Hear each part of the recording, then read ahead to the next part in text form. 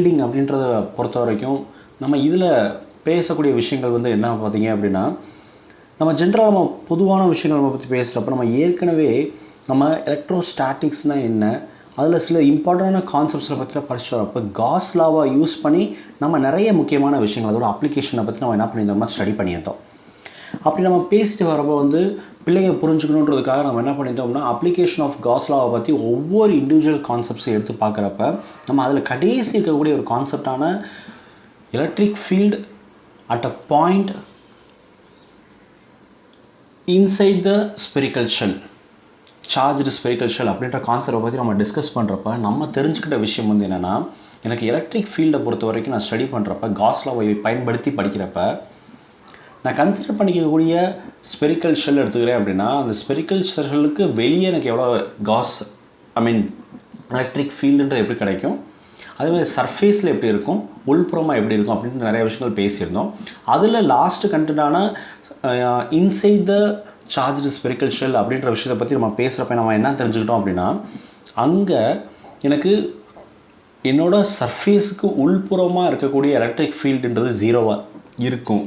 காரணம் என்ன அப்படின்னா, எனக்கு என்னோடய சார்ஜ் ஃபுல்லாக டிஸ்ட்ரிபியூட் ஆகிருக்கும். எப்படி டிஸ்ட்ரிபியூட் ஆகிருக்கும்னா, நான் கன்சிடர் பண்ணிக்கக்கூடிய சர்ஃபேஸோட மேல்புறத்தில் சர்ஃபேஸில் தான் எனக்கு என்ன இருக்கும், ஈவனாக டிஸ்ட்ரிபியூட் ஆகிருக்கும்.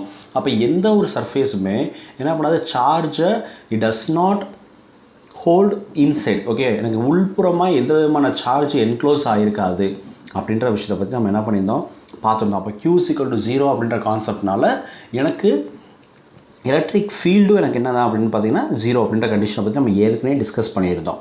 இப்போ எதுக்கு இதை ஞாபகப்படுத்துகிறீங்க அப்படின்றத பார்த்தீங்க அப்படின்னா, எனக்கு எலக்ட்ரோஸ்டாட்டிக் ஷீல்டிங் அப்படின்றது என்னன்னா, இந்த வார்த்தை நமக்கு தெரியுது ஏதோ ஒரு விஷயம் எலக்ட்ரோஸ்டாட்டிக் அப்படின்றத ரிலேட் பண்ணி நான் ஸ்டடி பண்ணுறப்ப சார்ஜை பற்றின ஒரு பிஹேவியரை ஸ்டடி பண்ண போகிறேன். ஷீல்டிங் அப்படின்றது என்னது, பாதுகாப்பு. ஏதோ ஒரு விஷயத்தில் தான் எனக்கு பாதுகாப்பு ஏற்பட போகுது. சரியா? அப்போ இங்கே நான் என்ன பண்ணுறேன் அப்படின்னா, ஜஸ்ட் பாருங்கள், இந்த டயக்ராம் பாருங்கள். ஒரு கரண்ட் கேரிங் கண்டக்டர் எடுத்துக்கிறேன். இந்த கரண்ட் கேரிங் கண்டக்டரில் என்ன பண்ணுறேன்னா, ஒரு கேவிட்டியில் நமக்கு என்ன தெரியும், வெற்றிடம். ஒரு வெற்றிடம் உள்ள இங்கே டயக்ராமில் பாருங்கள், உள்ளே கொடுத்துருக்காங்க E=0 அப்படின்ற இதில் கொடுத்துருக்காங்கல்ல, அங்கே ஒரு வெற்றிடம் கன்சிடர் பண்ணியிருக்கேன். இதில் எனக்கு நான் வெளியே எக்ஸ்டர்னலாக எவ்வளோ அமௌண்ட் ஆஃப் சார்ஜ் டிஸ்ட்ரிபியூஷன்ஸ் இருக்கலாம், இல்லை சார்ஜ் டிஸ்டர்பன்ஸ் எலக்ட்ரிக்கல் டிஸ்டர்பன்ஸ் இருக்கலாம், இல்லை சர்ஃபேஸில் சார்ஜ் எவ்வளோ வேணால் இருந்துட்டு போகலாம். எனக்கு அதை பற்றி பிரச்சனை கிடையாது. வெளியே எனக்கு எவ்வளவு சார்ஜ் இருந்தாலும் அதன் காரணமாக எவ்வளோ அமௌண்ட் ஆஃப் எலக்ட்ரிக் ஃபீல்டு கிடச்சாலும் எனக்கு அது எந்த விதத்துலையும் என்ன பண்ணாது, உள்ள என்னோடய உள்புறத்தில் என்னோடய கண்டக்டருக்கு உள்பகுதியில் இருக்கக்கூடிய இதை என்ன பண்ணாது, டிஸ்டர்ப் பண்ணாது.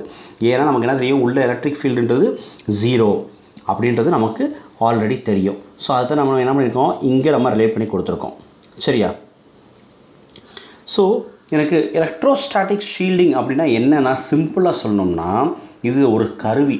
இந்த கருவி எதுக்கு பயன்படுது அப்படின்றது பார்த்தீங்கன்னா, எக்ஸ்டர்னல் எலக்ட்ரிக்கல் டிஸ்டர்பன்ஸ் கிட்ட இருந்து உள்புறத்தில் இருக்கக்கூடிய ஒரு விஷயத்தை பாதுகாக்கிறது. இன்னும் சிம்பிளாக சொல்லணும்னா, நான் ஜஸ்ட் கன்சிடர் பண்ணுங்கள், நான் ஒரு காரில் உட்காந்துருக்கேன், இல்லை ஒரு பஸ்ஸில் உட்காந்துருக்கேன், வெளியே மழை பெய்யும், இடி இடிக்கும். அப்புறம் இடி இடிக்கிறப்ப மின்னல் வெட்டு எனக்கு என்ன ஆக ஆரம்பிக்கும், மின்னல் வெட்டு சப்போஸ் கீழே வந்து விழுகுது அப்படின்னா, அப்போ அது என்னோடய கார் மேலே விழுந்தாலும் எனக்கு பாதிப்பு ஏற்படாது. காரணம் என்னென்னா, இங்கே எனக்கு என்னென்னா, நான் கன்ஸ்ட்ரக்ட் பண்ணக்கூடிய எல்லா வெஹிக்கிள்ஸுமே பார்த்தீங்க அப்படின்னா எப்படி டிசைன் பண்ணியிருப்பாங்க அப்படின்னா, எலக்ட்ரோஸ்டாட்டிக் ஷீல்டிங்கோடு தான் டிசைன் பண்ணியிருப்பாங்க. அப்போ எலக்ட்ரோஸ்டாட்டிக் ஷீல்டிங் அப்படின்றது என்ன அப்படின்றது பார்த்தீங்கன்னா ஒன்றுமே கிடையாது. எனக்கு என்ன பண்ண போகுதுன்னா, எந்த விதமான எக்ஸ்டர்னல் எலக்ட்ரிக் டிஸ்டர்பன்ஸுமே என்ன பண்ண முடியாது, உள்பகுதியில் இருக்கக்கூடிய அந்த கேவிட்டி என்ன பண்ண முடியாது, எந்த வகையிலுமே பாதிப்பு ஏற்படுத்த முடியாது. அதை தான் நம்ம என்ன சொல்கிறோம் அப்படின்னா எலக்ட்ரோஸ்டாட்டிக் ஷீல்டிங்கிறது. அப்போ எனக்கு ப்ரொடெக்ட் பண்ண போகுது என்னது, நான் ஒரு சென்சிட்டிவ் எலக்ட்ரிக்கல் இன்ஸ்ட்ருமெண்ட் டிசைன் பண்ணுறேன். அந்த இன்ஸ்ட்ருமெண்ட்டுக்கு என்ன பண்ணுது அப்படின்னா, என்னை ப்ரொடெக்ட் பண்ணுது. எதுலேருந்து, எக்ஸ்டர்னல் எலக்ட்ரிக்கல் டிஸ்டர்பன்ஸ்லேருந்து என்ன பண்ணுது, ப்ரொடெக்ட் பண்ணுது. அப்படி ப்ரொடெக்ட் பண்ணுது, உள்பகுதியில் இருக்கக்கூடிய விஷயத்தை ப்ரொடெக்ட் பண்ணுது.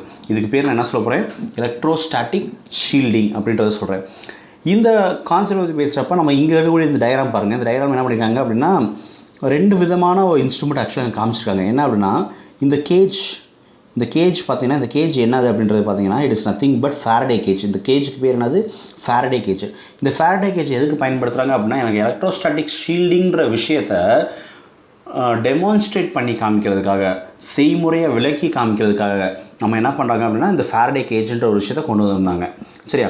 அதே மாதிரி இங்கே காமிச்சிருக்கக்கூடிய இந்த டவர் மாதிரி இருக்குது பார்த்தீங்களா, இது என்னன்னா இது இட்ஸ் அ ஃபெமிலியர் ஒன். என்ன அப்படின்னு பார்த்தீங்கன்னா டெஸ்லா காயில். டெஸ்லா காயில் பிள்ளையை கேள்விப்பட்டிருக்கீங்களா என்னன்றது தெரியல. டெஸ்லா வந்து ஒரு மிக சிறந்த விஞ்ஞானினே சொல்லலாம்.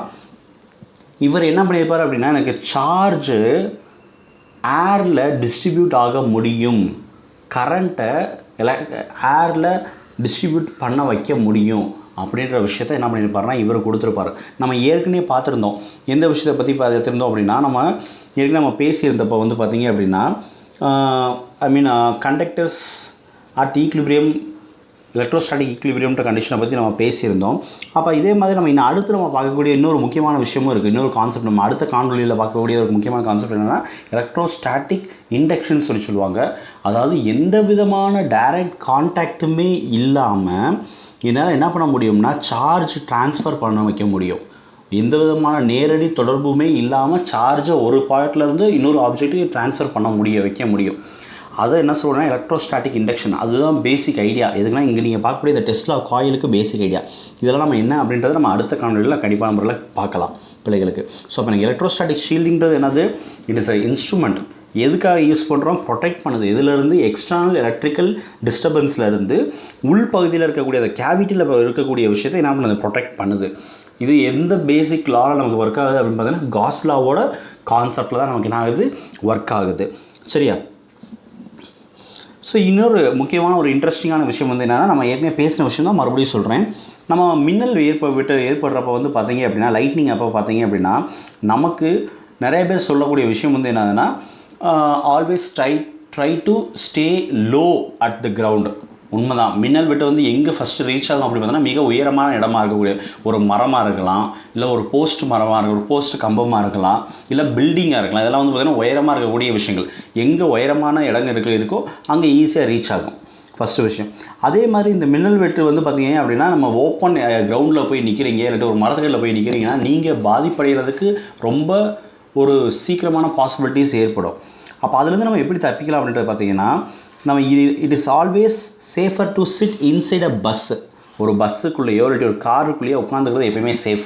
ஏன் காரணம் அப்படின்றது பார்த்திங்கன்னா, எல்லா விதமான வெஹிக்கிள்ஸ்லையுமே பார்த்தீங்க அப்படின்னா அங்கே என்ன பண்ணியிருப்பாங்க அப்படின்னா, நான் சொன்ன விஷயம் தான் எலக்ட்ரோஸ்டாட்டிக் ஷீல்டிங் அப்படின்ற விஷயத்த ரெடி பண்ணி கொடுத்துருப்பாங்க. எல்லா விதமாக இப்போ ரீசெண்டாக ப்ரொடியூஸ் பண்ணக்கூடிய எல்லா வெஹிக்கிள்ஸுமே பார்த்திங்கன்னா எலக்ட்ரோஸ்டாட்டிக் ஷீல்டிங்கிறது. அப்போ மின்னல் வெட்டு என்னோடய கார் மேலே வந்து விழுந்திருந்தாலுமே காரோட வெளிப்புறத்தில் தான் அந்த எலக்ட்ரிக்கல் டிஸ்டர்பன்ஸ்னால் பாதிப்பு ஏற்படுமே தவிர உள்பகுதியில் உட்காந்துருக்கக்கூடிய உங்களுக்கு எந்த விதமான பாதிப்பும் கண்டிப்பான முறையில் ஏற்பட்டிருக்காது. அப்போ பார்த்தீங்கன்னா இந்த மெட்டல் பாடியை பஸ்ஸோட மெட்டல் பாடி இல்லாட்டி வெஹிக்கிளோட மெட்டல் பாடின்றது பார்த்தீங்க அப்படின்னா எனக்கு என்ன எலக்ட்ரோஸ்டாட்டிக் ஷீல்டிங்கை ப்ரொவைட் பண்ணுது.